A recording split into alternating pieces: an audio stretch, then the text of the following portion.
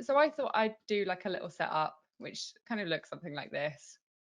And it's not going to show it because I'm not on my tracer. And let me do that again. So yeah, basically we're kind of generating thinking particles by using a matrix object, which is one of our MoGraph generators. So instead of having to worry too much about kind of using the Xpresso node editor, we're going to use it, but we're going to use like 2 nodes to kind of connect it to some force, and then we can use fields to create these really interesting looking results. So I thought this would be a cool thing to show, because it shows a cool purpose for thinking particles that doesn't involve you knowing every single node or how all the nodes work. And then we'll go into X particles and make some cool stuff. So yeah, I did a quick render of this actually. Oh, did I? Where is it? And yeah, I haven't got the animation, but it looks something like this. So it's quite a cool effect, and it That doesn't take is. too long. Cool. Right. So I'm going to do a whole new scene, and we'll just build this from scratch, and have a look at how we can generate thinking particles using MoGraph, and how we can use like the MoGraph like effectors and fields to mess with them. So right, really quickly, I'm not going to go. As I'm building the scene, I'll go slow during some of the bits, and then I'll kind of just speed through some of the rest. But I've got my little mouse clicker on, so you guys can hopefully see it a little bit easier. Right, let me just make my little torus. So this is the shape that's gonna kind of be used to generate my thinking particles. We get a nice little like little squishy donut going on. We like that. Right, I'm just gonna up my segment so it's nice and smooth, so it looks nice. And let's get a good little angle. Okay, cool. So yeah, so up in this menu here, we have all of our Cinema 4D MoGraph tools, and we have our generators, which are green, and we have our effectors, which are the sort of like blue purple. And we have a matrix, which at first glance you might think looks a bit like a cloner, but it actually allows us to generate thinking particles, which is really cool. And so if we change our mode, because what we want to do, we want to generate thinking particles on our kind of torus donut shape, or any shape that you have, any object that you have in Cinema 4D. And so I can change my mode to object, and this is going to give me a file path to drop in my torus. So I'm just going to drop that in there. And we now have these kind of cubes all over our torus, and these are our matrices. So these hold information, but they don't actually render. But we're not worried about matrices. We don't want those. We want thinking particles. So under generate, at the moment, we're generating matrices. We can actually just generate thinking particles. And then What? and then I'm just going to hide my matrix, because we don't want to see our matrices. We just want to see our thinking particles. And so what it's doing, if we take a look inside our matrix, um, we are basically using kind of the torus, and we're distributing thinking particles on the surface of our torus. And that's what I want, because I want them to kind of eventually move across the surface and create this really cool looking shape. But you know, there are a bunch of different distribution options. You can have vertex, polygon center, dependent on the kind of effect that you're going for. And we also have this count. So at the moment, I'm just going to put my count on 250. My plan is basically to use a volume builder to control the direction of movement, and then a random field to add randomness to that direction of movement, and then use a field force object, which we can then use to set the velocity of our thinking particles. And then we just have to connect them together in the Xpresso node editor, and then we can then create movement on our thinking particles with only 2 nodes. So what I'm going to do, I'm going to grab a volume builder. So volume builder, straight away is the volume type is SDF, and this is used for a lot of modeling.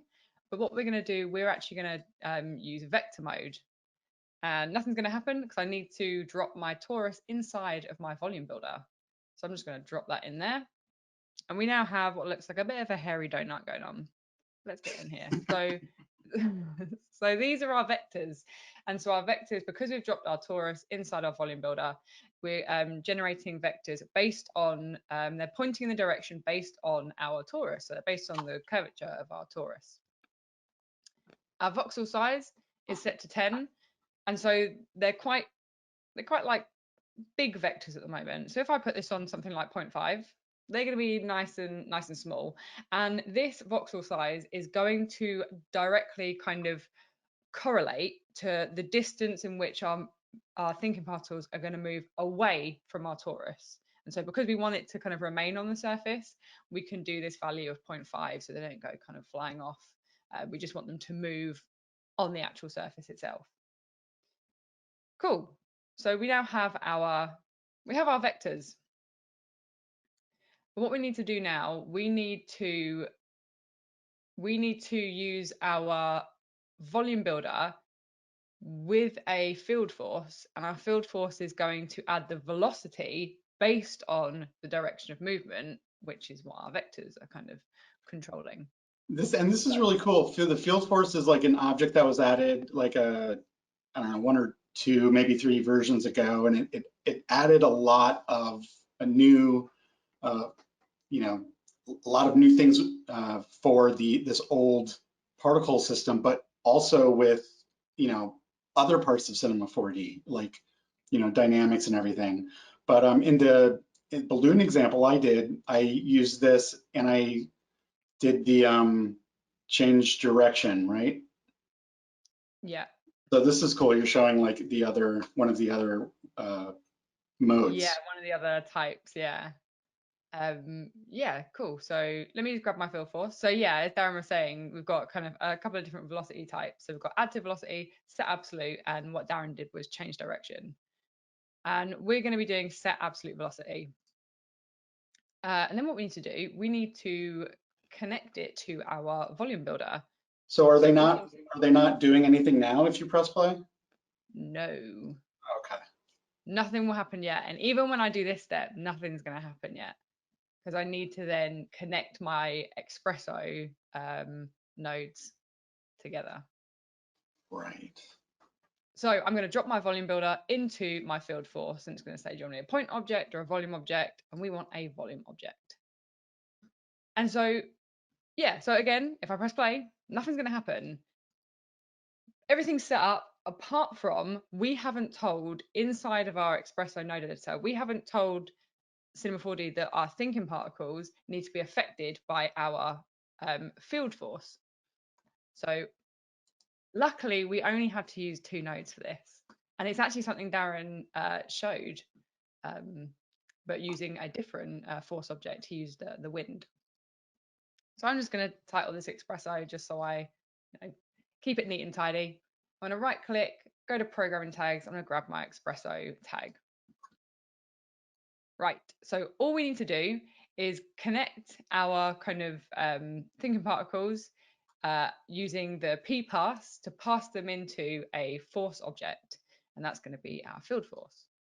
So we're going to right click, thinking particles, TP initiator p-pass, and then the only other thing we need is our thinking particles TP dynamic, and it's our force object.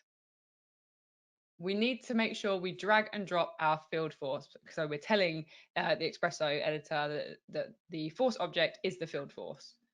So I'm just going to drag that on there, and we can now see it says field force in there, or we could have, dragged it in here if we wanted to. And then I'm going to connect these together, and then we get some movement. So I don't know if you saw, but they slightly move, and that's good. That means everything is now connected together.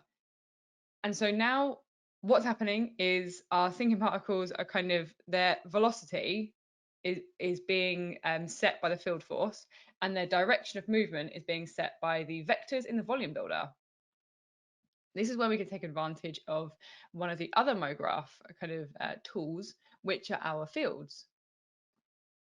So if we come up to our fields menu, so up here we get access to all of our fields, they're these nice pink color, and I'm going to grab a random field. And because I want my direction of movement to be kind of random, I need to make sure I put this inside of my volume builder, because it's my vectors that are doing my direction of movement. My field force is just doing my velocity. So let's go into our volume builder, and we're going to drag and drop our random field into here. By default, the creation space is set to box, which is why we have this little kind of box in here. So it's not actually looking at the object below, which is the torus, but really easily, all we have to do is just go to objects below. And so now, I don't know if you saw, maybe if I make this a little bit longer, we can see this a little better. If I switch that off and switch it back on, we're now getting this kind of random noise pattern on our torus. The only other thing I want to do really quickly is set this mode to cross, just so those blending modes are all good. Right, so now what we have is our random field, sort of our random mode is set to noise, and it's kind of using that noise shader, I think, to then kind of change the direction of our vectors. So we can now see we have this like cool little pattern going on. And so now what should happen is the thinking particles will then move across the surface based on this kind of random noise pattern, based on the way the vectors are pointing. So let's just play this through and see. Okay, so they're not really moving that much, and that's because I've left my strength on 5 in my field force. So that's not, that's not very strong. So it's kind of struggling to move. So let's help it out and give it a strength of 100. Now let's play this. So now they're sort of basing their movement on this noise, on this random field. What I'm going to do, I'm going to scale this up just so we create some kind of nice, smoother, larger scaled movement.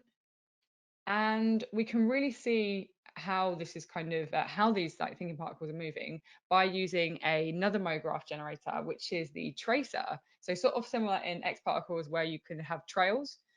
We can kind of do the same thing by using the tracer. So because our matrix is what is kind of generating our thinking particles, we need to make sure it's the matrix that's being kind of used with the tracer. So let me just make sure I have it selected and then come into our MoGraph menu and we can grab the tracer. And it's good because it's dropped it in there, but if not, you can just drag and drop it in, make sure it's in the trace link. So now, as we play it through, let me just up my frame so we can kind of see it a bit better. Oh, it's messed up now. There we go. And then we're just getting this. Those orange lines is the spline that the tracer's making? Yeah. Yeah, so it's tracing, the movement of the thinking particles in the matrix. And then, these lines are then just the tracer lines. That's cool. So yeah, it's quite like a cool, I thought it was quite a cool thing to show because I know like thinking particles is probably quite like daunting because like you said, Darren, you have to kind of know all these nodes or like kind of research them. But if you know a bit of MoGraph in Cinema 4D, which I know a lot of people do, it's like, I mean, it's one of my favorite things to mess with, then you can kind of use the MoGraph setups with like the matrix and generate thinking particles. And then it's just like a nice way of kind of using thinking particles without having to kind of dive too much into it.